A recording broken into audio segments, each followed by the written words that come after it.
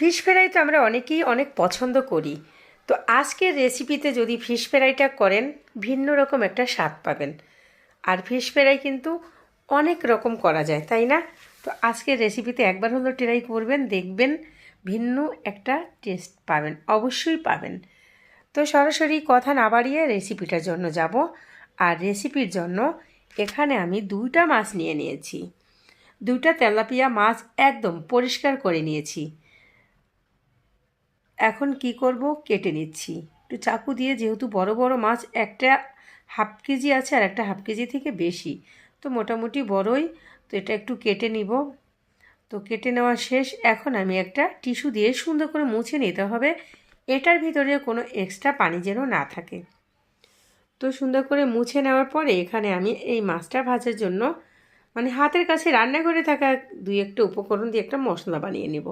তো প্রথমে একটা বাটি নিয়েছি, দিয়ে দিয়েছি 1 চামচ আদা রসুন পেস্ট, হাফ চামচের থেকে বেশি করে জিরা, ধনিয়া, মরিচ গুঁড়ো, হলুদ গুঁড়ো, কালো সাদা গোলমরিচ গুঁড়ো 2 চামচ করে দিয়েছি, সয়া সস এবং টমেটো সস।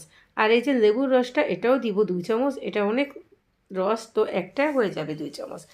আর এই লেবুর রসে যে কোনো মাছ গোছ যেটাই বলেন, এক্সট্রা যে একটা গন্ধ থাকে, লেবুর রসটা কিন্তু সেই গন্ধটা চলে যায়। তো এখন লবণ দিয়ে দিয়েছি, আর লবণটা দিয়ে দিয়ে সম্পূর্ণ মশলা আমি একত্রে মিশিয়ে নিব। আর মিশিয়ে নেওয়ার পরে কিন্তু মাছটাকে আমি ম্যারিনেট করে নেব। তো এই যে মাছটা একটা প্লেটে উঠিয়ে নিচ্ছি। আর এখন এখানে আমি নিব 4টা লেবু পাতা। এই লেবু পাতাটাই এই মাছটাকে অনেক অনেক লবণীয় এবং মজা করে তুলবে। তো পেটের ভিতরে আমি 2-2টা 4টা পাতা দিয়ে দিয়েছি। আর এটায় খুব সুন্দর একটা ফ্লেভার পাওয়া যাবে খাওয়ার সময়। তারপরে যে মশলাটা বানিয়ে রেখেছি, ওটা সুন্দর করে মেখে নিব এই মাছের পুরো শরীরে, সব জায়গায় পরিপূর্ণভাবে মশলাটাকে মাখতে হবে। আর এইসব মশলা কিন্তু আমাদের রান্নাঘরে, তাই না? আর এখন তো শীতের দিন, তো এরকম ফিশ ফ্রাই খেতে কিন্তু দারুণ লাগে।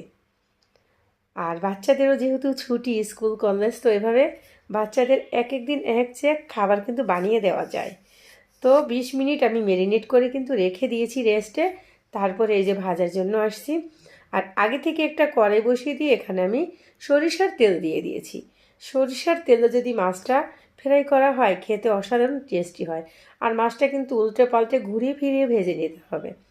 আর সরষের তেল হাতের কাছে না থাকলে রান্নার যে আমরা সাদা তেল খাই, ওটা দিয়েও ফ্রাই করে যদি নেন, ওটাও টেস্টি হবে। তো দেখেন, উল্টে পাল্টে কিন্তু মাছটা আমি একদম সুন্দর করে ভেজে নিয়েছি। আর এই পর্যায়ে আমি একটা ভেজে নিব, পরবর্তীতে আর একটা ভেজে নিব, কিন্তু ওটা অফ ক্যামেরায় ভেজে নিব। তো মোটামুটি উল্টে পাল্টে মাছটাকে আমি ভেজে নিয়েছি। 15-16-17 মিনিট আমার মাছটা ভাজার জন্য লেগেছে। যেহেতু বড় মাছ, একটু চুলার আঁচটা কমিয়ে রেখে সুন্দর করে ভাজতে। আমার দেখেন কতটা পারফেক্ট হয়েছে, খেতে অসাধারণ টেস্টি ছিল। তো যদি রেসিপিটা ভালো লাগে, অবশ্যই একবার হলো করে দেখবেন। রেসিপিটা এই পর্যন্তই। খোদা হাফেজ।